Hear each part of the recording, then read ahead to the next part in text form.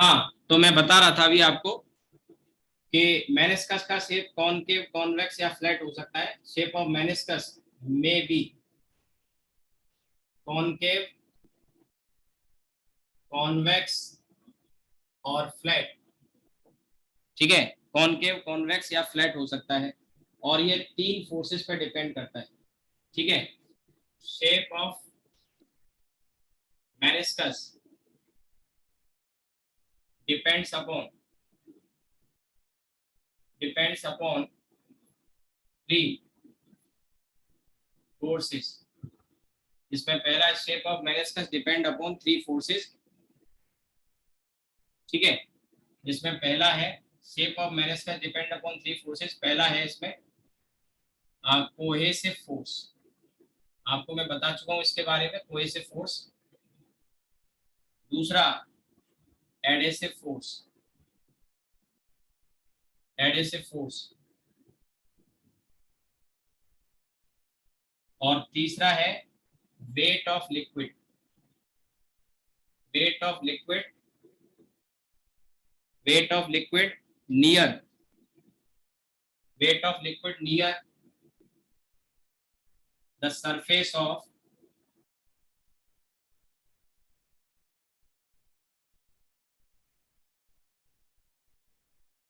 cohesive force, adhesive force, weight of the liquid near the surface of container, near the surface of container। तीन चीजों पे depend करेगा। cohesive force को मैं F C लिख रहा हूं, इसे एफ ए लिख रहा हूं, और इस वेट के लिए मैं डब्ल्यू यूज कर रहा हूं, डब्ल्यू। ठीक है, नोट कर लो, फिर आगे समझाता हूं कैसे ऐसी शेप कब आएगी, ऐसी कब आएगी और ऐसी कब आएगी। इसी से फिर हम आगे समझेंगे कॉन्टेक्ट एंगल, कॉन्टेक्ट एंगल।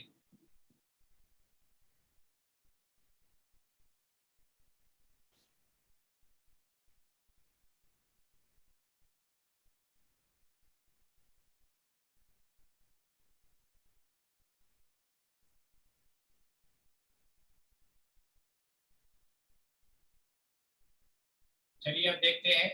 इधर साइड का तो खैर मैं हटा देता हूँ, समझाने के लिए मुझे थोड़ा एक साइड का लिक्विड दिखाना है। देखिए, यहाँ पे इस तरह की शेप तब आएगी जब यहाँ पे एक तो होगा आपका एडेसिव फोर्स एफ ए। यहाँ पे गौर करने की बात यह है कि मैंने एडेसिव फोर्स को इधर ही क्यों दिखाया, क्योंकि ये लिक्विड का मॉलिक्यूल और ये कंटेनर की दीवार के मॉलिक्यूल के बीच में जो फोर्स लगेगा एडेसिव वो इधर आएगा।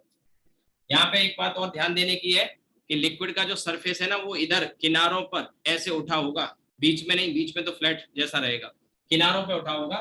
तो ये जो इस तरह का शेप हुआ उसका कारण क्या है, एडेसिव फोर्स इधर लग रहा है और कोहेसिव फोर्स इधर लग रहा है। यहाँ पे पानी के मॉलिक्यूल है, तो ये भी पानी का मॉलिक्यूल है, ये वाला पानी का मॉलिक्यूल है, और यहाँ भी पानी के मॉलिक्यूल है, तो ये मॉलिक्यूल पानी के से खींच रहे हैं। ये this is what cohesive force. यहाँ पे आप एक चीज और ध्यान दे सकते हैं, अगर आप बना रहे हैं तो एक चीज का और ध्यान रख सकते हैं कि इसमें जो कोहेसिव और एडेसिव के लिए मैंने जो एरो बनाया ना, ये बड़ा बनाया है, ये छोटा बनाया है। पता है क्यों? क्योंकि इसमें कोहेसिव फोर्स से एडेसिव, कोहेसिव से एडेसिव काफी बड़ा है। और यहाँ पे मैंने लिखा है weight of the liquid near the surface of container. Container के सरफेस के पास जो लिक्विड का वेट होगा वो वेट डब्ल्यू इधर है, वो वेट डब्ल्यू इधर है नीचे की तरफ। तो एक, दो और तीन, ये बड़ा फोर्स है, तो नेट फोर्स इन तीनों का नेट फोर्स इस डायरेक्शन में आएगा। इन तीनों का ये नेट फोर्स है, एक, दो और तीन, तीनों का रिजल्टेंट इधर आएगा। ठीक है, अब यहां से एक बात समझने की है कि अगर तीनों का नेट फोर्स इधर आया तो उससे ऐसे क्यों हो गई मेनिस्कस, इस बात को समझेंगे। ठीक है, तो ये रिजल्टेंट फोर्स इधर आया है, मेनिस्कस ऐसे होने का कारण क्या है। देखिए, पीछे मैंने आपको इलास्टिसिटी पढ़ाया था, उस समय बताया था इलास्टिसिटी पढ़ाते समय कि लिक्विड और गैसेस टेंजेंशियल फोर्स बर्दाश्त नहीं कर सकते, आपको याद आया होगा, और हमेशा अपने सरफेस को इस तरह से एडजस्ट करते हैं कि नेट फोर्स और लिक्विड का सरफेस कैसा हो जाए, परपेंडिकुलर। ठीक है, नेट फोर्स और लिक्विड का सरफेस कैसा हो जाए, परपेंडिकुलर। एडेसिव फोर्स कोहेसिव से काफी ज्यादा है, और वेट है, तीनों मिला के रिजल्टेंट इधर आ रहा है। तो रिजल्टेंट जब इधर आया तो लिक्विड ने अपने सरफेस को ऐसे कर लिया यहाँ पे, जिससे नेट फोर्स क्या हो जाएगी, नेट फोर्स क्या हो जाएगी, परपेंडिकुलर। ठीक है, ये लिक्विड का सरफेस का टेंजेंट खींचा मैंने, tangent.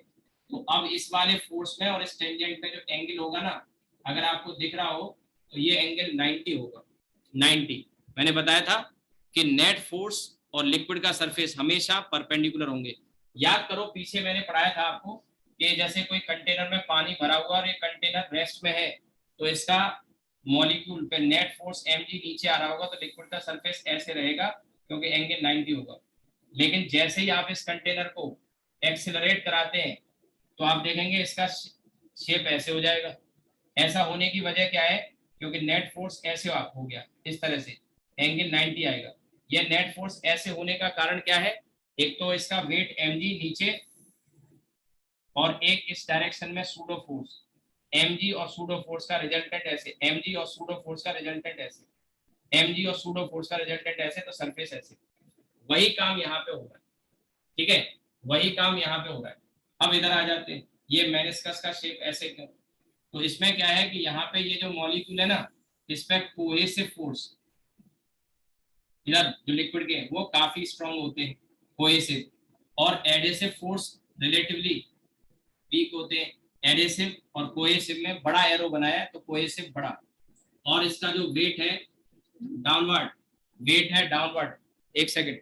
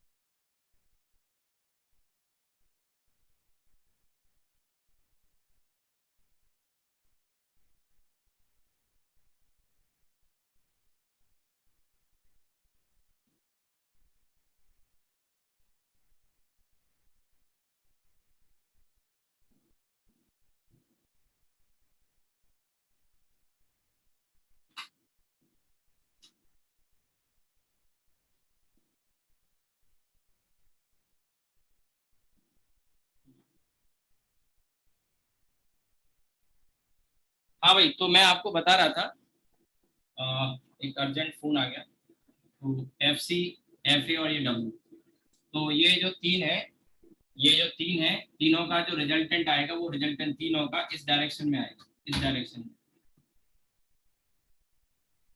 F net, F net तीनों का रिजल्टेंट इस डायरेक्शन में आएगा। तो अब यहाँ पे लिक्विड का सरफेस टेंजेंट जब आप खींचोगे ना, ये टेंजेंट है, ये टेंजेंट है, ठीक है। तो जो रिजल्टेंट फोर्स आएगा ये, और ये टेंजेंट यानी लिक्विड के सरफेस पे, ये कैसे होंगे, परपेंडिकुलर, ठीक है। तो ये मेनिस्कस की शेप यहाँ पे near the surface of solid वो ऐसी हो जाएगी, ठीक है।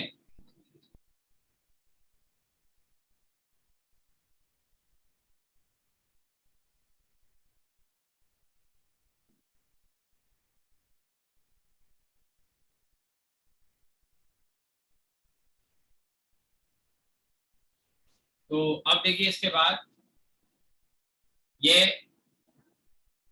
इस केस में, इस केस में भी क्या है कि यहाँ पर रिजल्टेंट, अब क्योंकि प्लेन सरफेस है, तो यहाँ आपको ऐसा लग रहा होगा कि एडेसिव फोर्स और कोएसिव में एडेसिव बड़ा है कोएसिव से, तो मेनिस्कस ऐसी हुई कॉनकेव।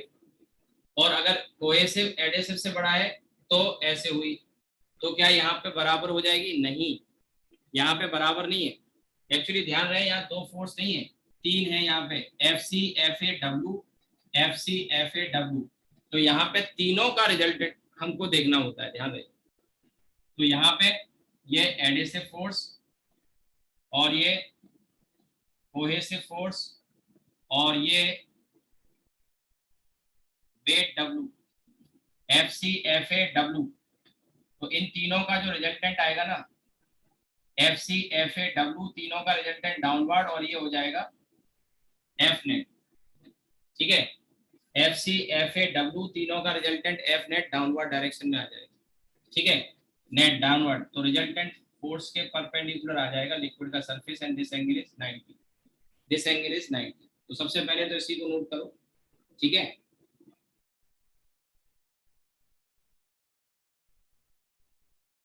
यहीं से हम एक चीज को समझेंगे, इन्हीं तीन फिगर से कॉन्टेक्ट एंगल के बारे में समझेंगे। और कॉन्टेक्ट एंगल से रिलेटेड आगे जो हम डिस्कस करने जा रहे हैं वो सारा डिस्कशन हमारा कॉन्टेक्ट एंगल से ही है।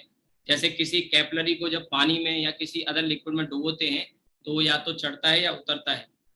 तो इसमें चढ़ना या उतरना ये कॉन्टेक्ट एंगल के पे डिपेंड करता है। सरफेस टेंशन की वजह से तो होता ही है, और कॉन्टेक्ट एंगल से हम बता सकते हैं कि ऊपर जाएगा कि नीचे आएगा। तो कुछ लिक्विड में ऊपर जाता है लिक्विड, कुछ में नीचे जाता है, दैट डिपेंड्स। तो ये आप नोट कर सकते हैं, मेनिस्कस की जो शेप है वो किस तरह की होगी।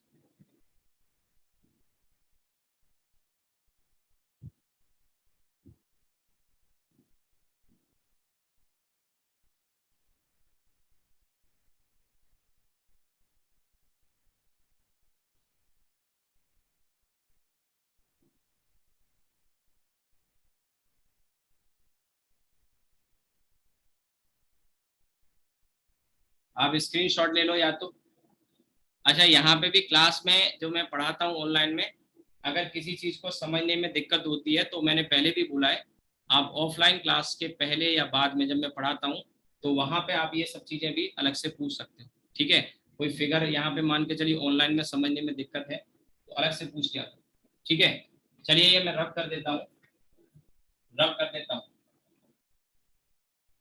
अब आते हैं हम इसी से रिलेटेड टॉपिक है, कॉन्टेक्ट एंगल। कॉन्टेक्ट एंगल, तो कॉन्टेक्ट एंगल को मैं थीटा से रिप्रेजेंट कर रहा हूँ। तो क्या होता है कॉन्टेक्ट एंगल, जरा समझते हैं। जैसे अभी हमने देखा कि लिक्विड का सरफेस ऐसे था, लिक्विड का सरफेस ऐसे था। तो लिक्विड पे जब हम टेंजेंट ड्रॉ करते हैं, लिक्विड पे टेंजेंट ड्रॉ करते हैं, और एक टेंजेंट सॉलिड सरफेस पे। लेकिन यहाँ ध्यान देना मैं क्या कह रहा हूँ, दो टेंजेंट है, एक ये वाली टेंजेंट लिक्विड के सरफेस पे और दूसरी सॉलिड के सरफेस पे। सॉलिड के सरफेस पे दो तरीके से टेंजेंट खींची जा सकती थी, या तो आउटसाइड ऊपर की तरफ लिक्विड से बाहर, या inside the liquid, inside the liquid. तो मैंने जो टेंजेंट खींची है वो इनसाइड द लिक्विड, और दूसरी एट द लिक्विड सरफेस। इन दोनों के बीच में जो एंगल है, this angle is theta, this angle theta is called contact angle. तो हम कॉन्टेक्ट एंगल के बारे में ये कह सकते हैं, it is the angle between tangent, it is the angle between tangent drawn at the surface of liquid, drawn at the surface of liquid, and at tangent drawn at the solid inside the liquid, liquid की तरफ, outside नहीं, liquid की तरफ, ठीक है। ये angle आ गया और आप देख सकते हैं थीटा की वैल्यू यहाँ पे 90 से कम है, थीटा की वैल्यू 90 से कम है, तो सरफेस कैसा है, ऊपर से देखने पर कॉनकेव, कैसा है, कॉनकेव, ठीक है।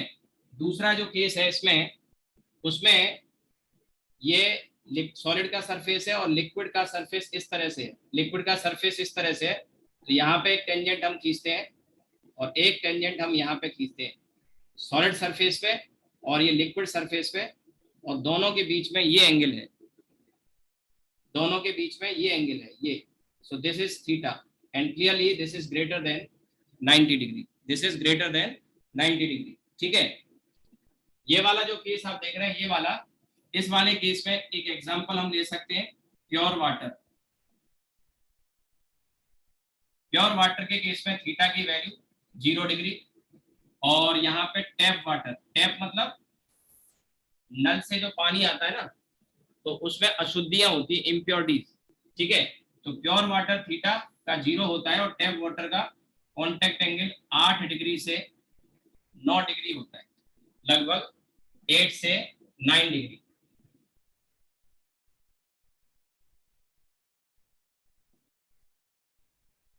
ये एंगल थीटा, इसमें जैसे मैंने बताया थीटा ग्रेटर देन 90 है, तो थीटा ग्रेटर देन 90 वाले केस भी कई हैं, जैसे मरकरी का केस होता है, मरकरी कांच के साथ एंगल 90 से बड़ा बनाती है।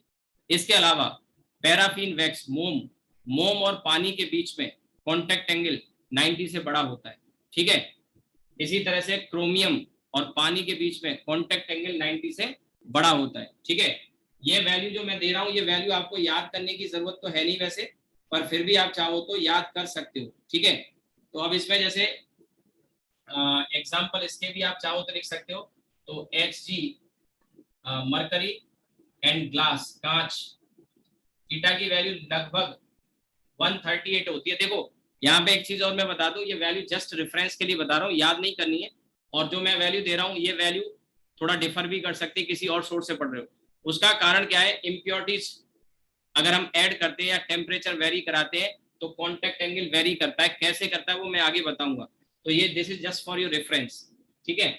इसी तरह से इसमें क्रोमियम, क्रोमियम आप जानते हो मेटल है, और पानी, क्रोमियम और पानी के बीच में, क्रोमियम और पानी के बीच में कॉन्टेक्ट एंगल 160 डिग्री के करीब होता है, ठीक है, 160 डिग्री। ऐसे पैराफिन वैक्स, मोम, वैक्स एंड वाटर, ये एंगल लगभग 140 डिग्री होता है, 140 degree. Just this is just for your reference, ये नोट कर लो। एक फ्लैट वाला केस और मैं बताने जा रहा हूं, पहले आप इसको नोट करो फिर मैं रब करूंगा।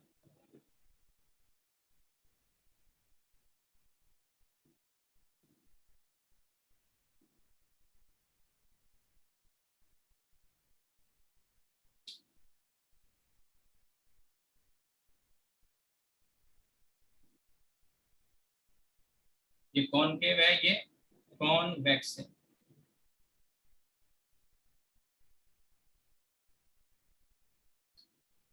ठीक है। तीसरा और लास्ट केस, तीसरा और लास्ट केस में ये सरफेस एकदम फ्लैट होगा, एक टेंजेंट यहाँ पर और एक टेंजेंट यहाँ पर, और थीटा की वैल्यू यहाँ पे 90 डिग्री, थीटा की वैल्यू 90 डिग्री। और इसका जो एग्जाम्पल है वो एक एग्जाम्पल मैं दे रहा हूँ, सिल्वर जानते हो, चांदी एंड वाटर, चांदी के ग्लास में पानी भर दो, बजट बढ़ाना पड़ेगा आपको चांदी के लिए, चांदी का ग्लास में पानी भर दो, यहाँ पे थीटा की वैल्यू 90 डिग्री, ये फ्लैट आएगा एकदम सरफेस, ठीक है।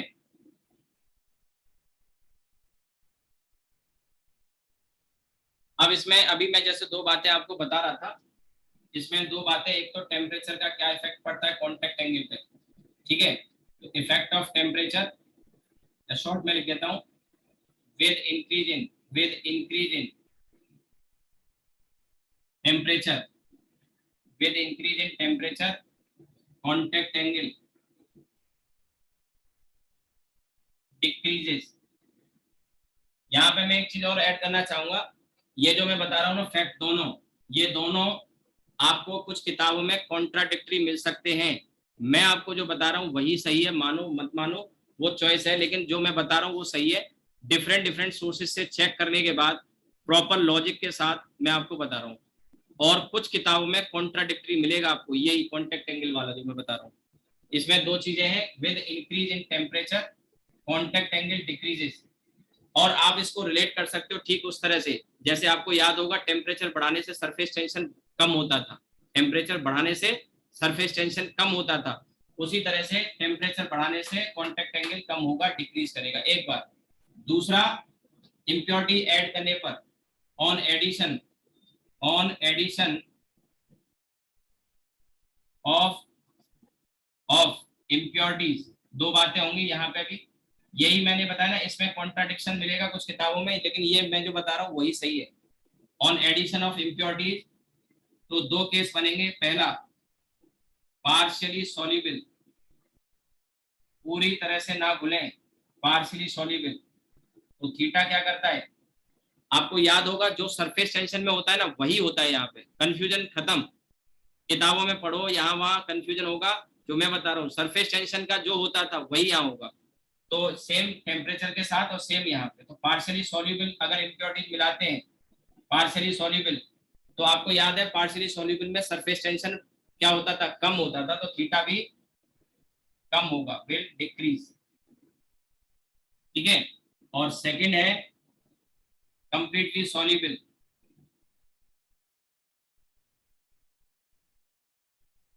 Theta will increase, theta will increase.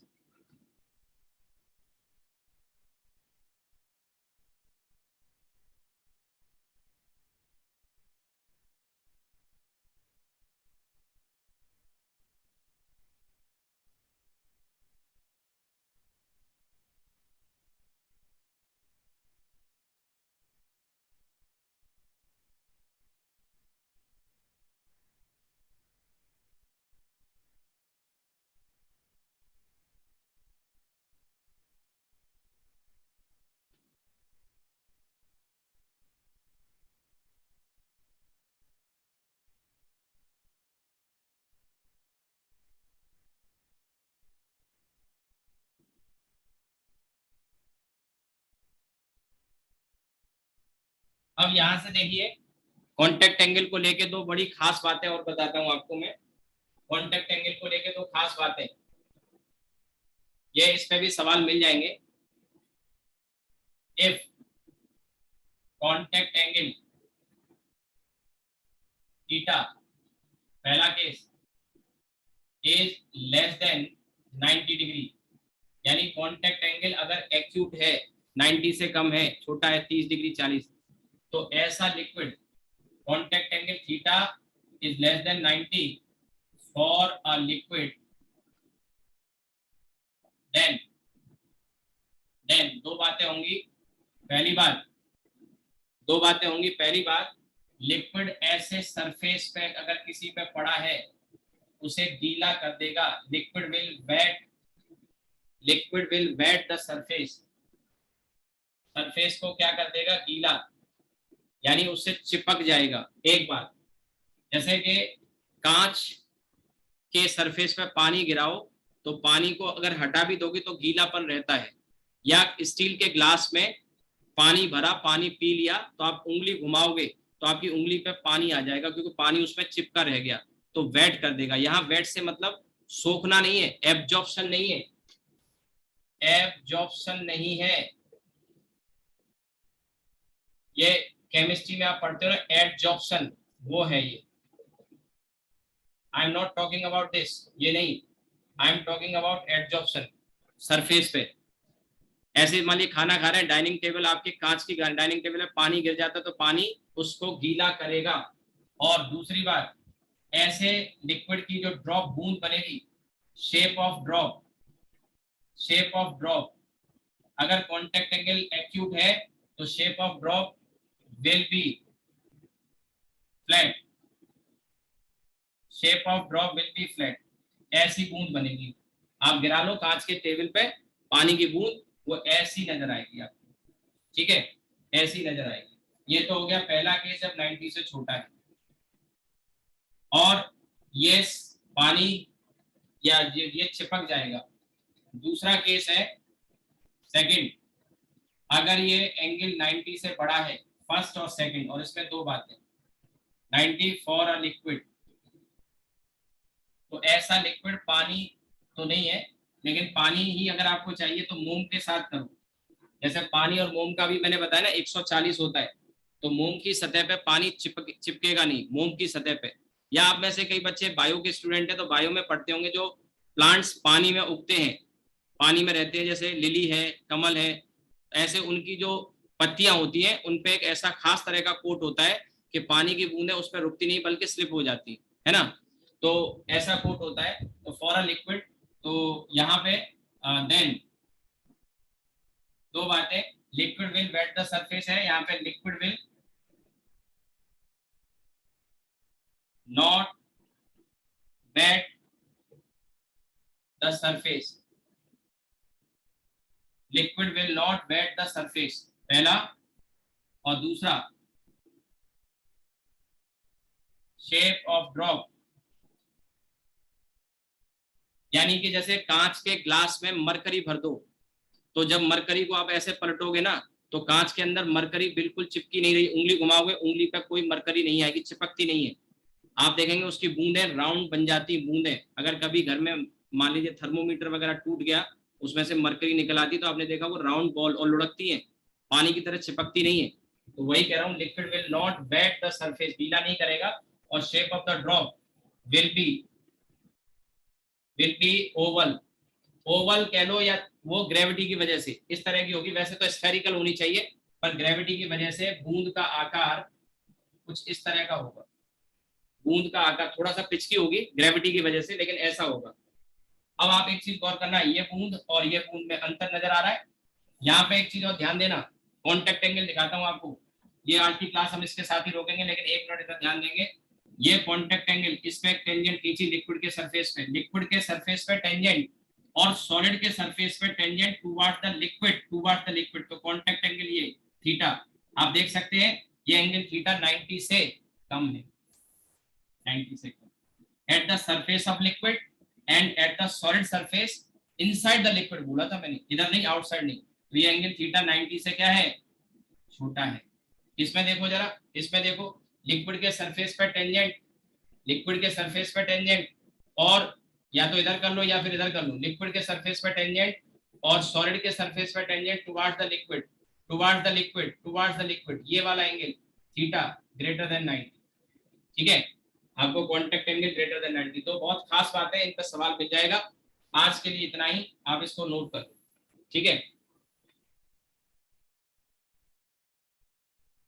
कल हम इसमें आगे लास्ट करेंगे कोशिश, कैपिलरिटी या कैपिलरी एक्शन पढ़ाऊंगा कल मैं आपको, और उम्मीद है कल ये खत्म हो जाएगा। नोट कर लीजिए, स्क्रीनशॉट ले लो।